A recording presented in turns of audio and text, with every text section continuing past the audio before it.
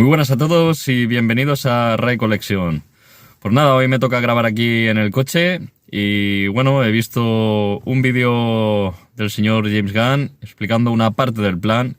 Hay cosas, bueno, bastante interesantes como es Superman Legacy y otras que no tanto, como la serie de Waller. Pero bueno, tocará esperar y a ver cómo enfoca todo esto este señor. Habrá que darle un voto de confianza, una oportunidad y a ver. Así que nada, espero que os guste y no olvidéis de darle un like, por favor. Que vaya bien.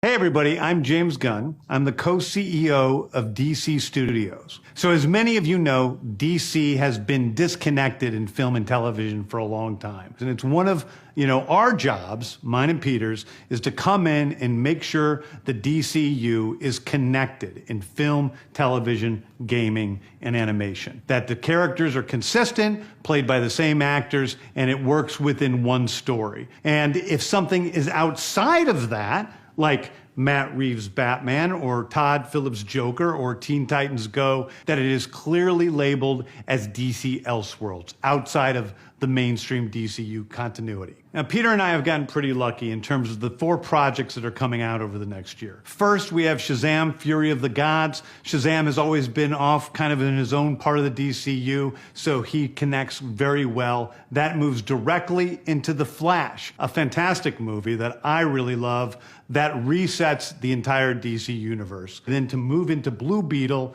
a fantastic film about a kid who's a marvelous part of the DCU, and then into Aquaman 2, which leads directly into our next few projects, which I'm going to tell you about now. So, Peter and I, along with a group of very talented writers, have started to map out an 8 to 10 year plan of what DC Studios will be in film, television, and gaming. This first chapter is called Gods and Monsters. Now, this, what I'm about to tell you, is a part of the first chapter. It's not the entire first chapter. The first project is Creature Commandos. Creature Commandos is an animated series. I've written all the episodes. Something we're going to do that's a little bit different at DC is we're going to have characters move into animation, out of animation, usually having the same actor play their voice as who plays them in live action. The next project up is Waller. This is a story of Amanda Waller, played by Viola Davis. Viola Davis is going to team up with members of Team Peacemaker, and this is a story that's been created by Crystal Henry, who did Watchmen, and Jeremy Carver, who created the Doom Patrol. It is a fantastic story that's out of this world, and I can't wait for people to see it. Okay, next up is the big one, the true beginning of the DCU. This is called Superman Legacy. This is being written by me. I'm in the middle of it. I'm having a great time doing it. And Superman will be released into theaters July 11th, 2025. Okay, the next thing is a big premiere HBO television series called Lanterns. This is a story of a couple of Green Lanterns, John Stewart and Hal Jordan, and we have a few other Lanterns peppered in there, but this is really a terrestrial-based TV show, which is almost like True Detective with a couple of Green Lanterns who are space cops watching over Precinct Earth. In it, they discover a terrifying mystery that ties into our larger story of the DCU. Next is a big movie called The Authority. The Authority is a passion project of mine. It's based on the marvelous Wildstorm characters we are now bringing into the DCU and will interact with all of our primary DCU characters. The Authority are a group of superheroes who think the world is broken and they want to fix it by any means necessary. I think it's a very different look at superheroes. We're doing a television series called Paradise Lost. Paradise Lost is the story of Paradise Island, usually known as Themyscira, which is the birthplace of Wonder Woman. It's almost like Game of Thrones with Westeros, but with all of the inhabitants of Paradise Island. The introduction of the DCU's Batman is The Brave and the Bold. The Brave and the Bold is the story of Batman and his actual son, Damian Wayne. This is based on Grant Morrison's great comic book run. Damian Wayne is my favorite Robin. He's a little assassin who Batman tries to get in line, and so this is the story of the two of them and the beginning of sort of the Bat family in the DCU.